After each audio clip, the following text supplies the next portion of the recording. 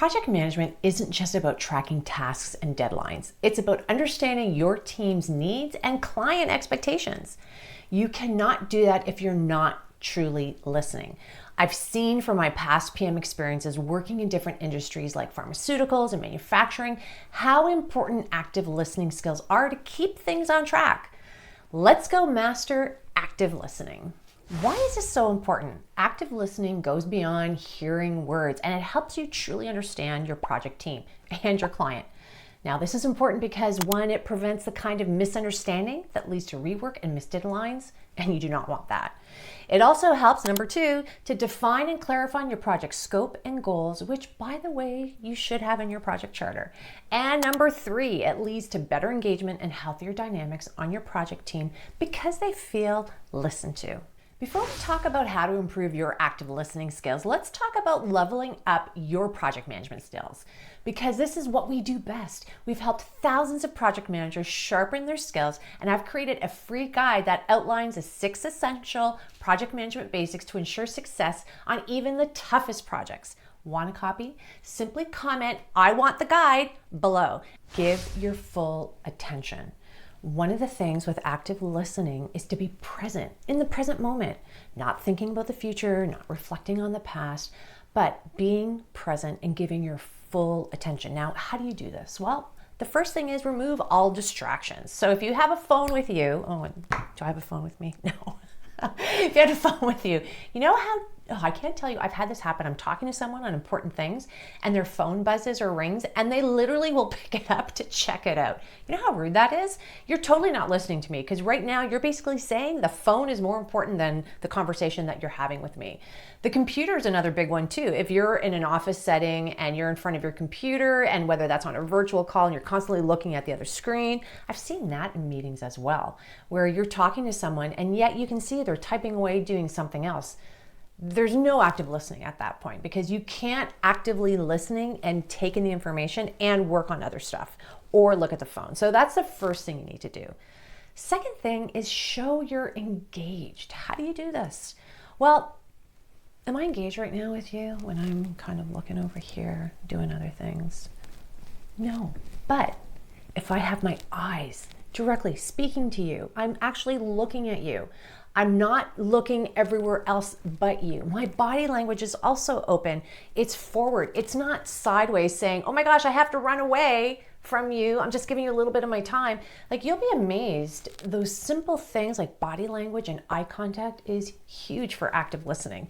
Plus, it keeps you in the present moment because you're really focusing on the person. And the last thing is be patient and polite.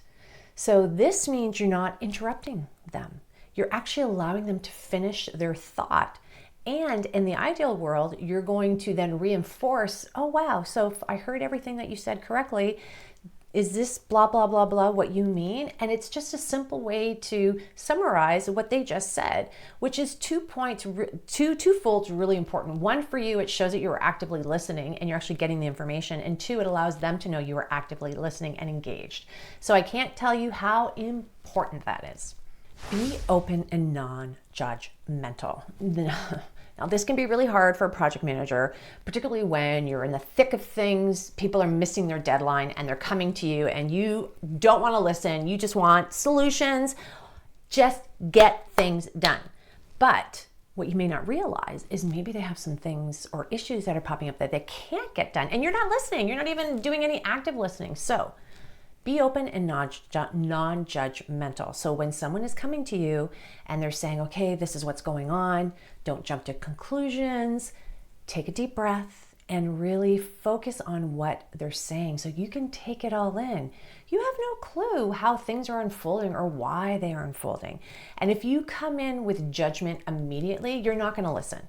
Again, I know this can be difficult because my coaching students in my Slay Pro program bring this up to me all the time. They feel the pinch, and what do? So these misunderstandings need to be nipped in the bud. But the best way is to really first understand where everything is coming from. Follow up with action. So after all the active listening and the clarifying statements, You want to find out, okay, what's the end result of all this? What are the tasks, activities, responsibilities that we, after this conversation, because we both were actively listening, we have to take away with? So how do we do that? Well, the best way, from the project management way that I teach all the time in my Slay Project Management course, is put it in your WBS action plan. That's your main action plan that everybody goes to. It lets them know what everyone is supposed to do and when. So definitely a place to put it in. You can also put it in emails or a meeting template. If it was a meeting, an official meeting, you can do that too.